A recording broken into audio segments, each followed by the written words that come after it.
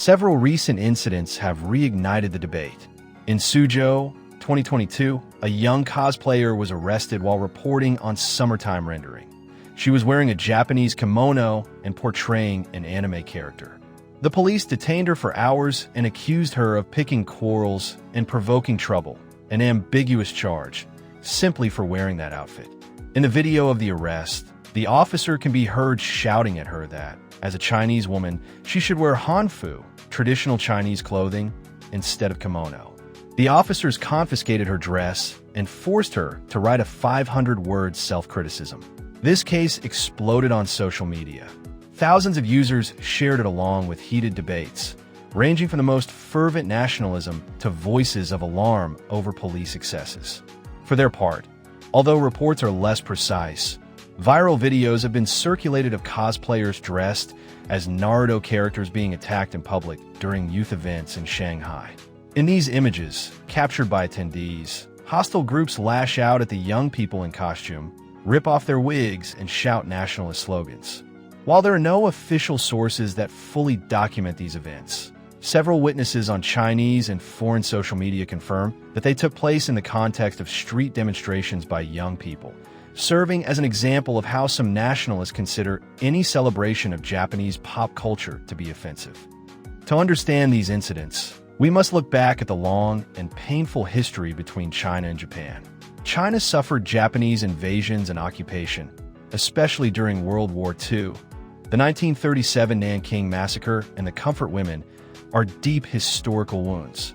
Resentment still runs high, and every visit by Japanese politicians to the Yasukuni Shrine, where the remains of imperial soldiers are enshrined, provokes massive protests in China. In addition, recent tensions in the Pacific over Taiwan and territorial disputes have fueled Chinese nationalism. For this reason, many Chinese believe that wearing a symbol of Japan is insensitive to historical victims. In the words of The Guardian, hostility and unease toward Japan have existed in China for decades because of these past atrocities. Thus, a cosplayer in a kimono or an anime fan may find themselves, for some, in the eye of this long storm of historical resentment. For years, the Chinese government has strictly censored audiovisual content, including anime. Only content that promotes true, good, and beautiful ideals is allowed on TV or official platforms. Entire series have been removed for being considered too violent, erotic, or subversive. For example, Shingeki no Kyojin, Attack on Titan, was outright banned in 2015 for its extreme violence and for portraying crimes against public morality. Similarly, in recent years, China has set new criteria. It will not allow student romance plots or stories of rebellion against governments, elements that are ubiquitous in many anime. As a curious fact, China also creates this type of anime.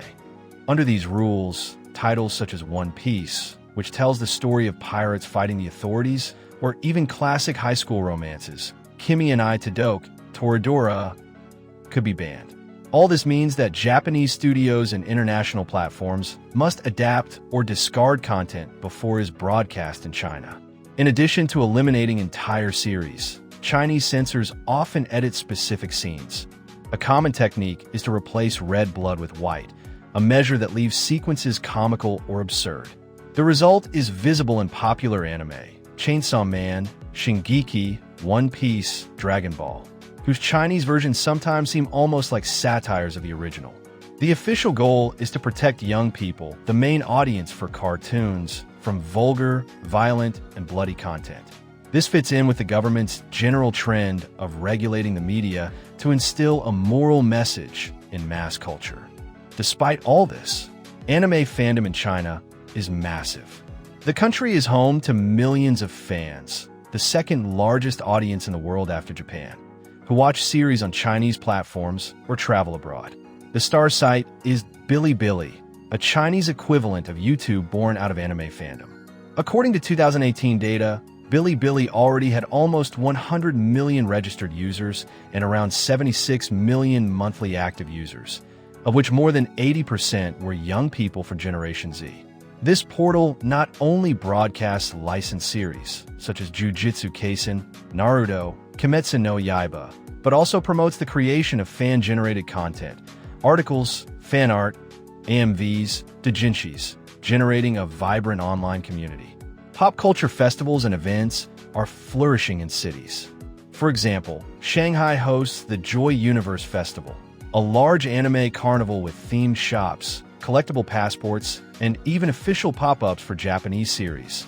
Jujutsu Kaisen and Blue Lock were invited. A single shopping mall was expected to receive 5 million visitors in the summer of 2024, demonstrating how lucrative the otaku universe is. Similarly, comic and anime conventions called ACG fairs are filled with costumed fans, Japanese merchandise, talks, and cosplay contests. On the industrial side, China even produces its own successful donghua, Chinese anime. Najatu, for example, sparked both national pride and rejection of Hollywood competitors.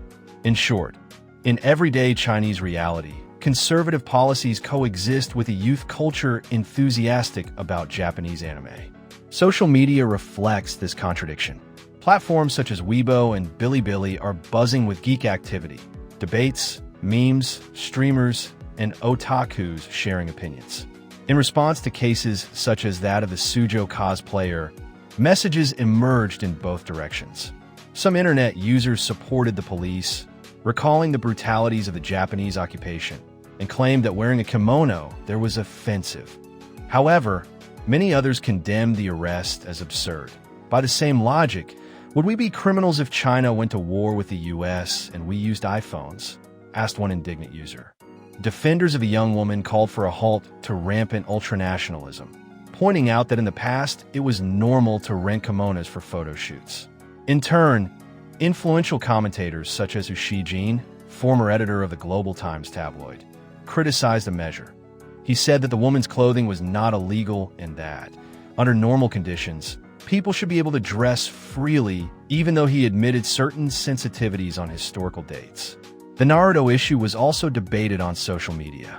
Chinese internet users collected videos of cosplayers being attacked, with some condemning the attackers and others justifying them with patriotic arguments. In short, opinions on the Chinese internet are mixed. Humorous memes, fan lamentations, and nationalist rhetoric are mixed with criticism of censorship. The truth is that each new incident fuels this clash of visions. Anime as an artistic work for entertainment and self-expression, versus anime as a possible transmitter of foreign or dirty ideas.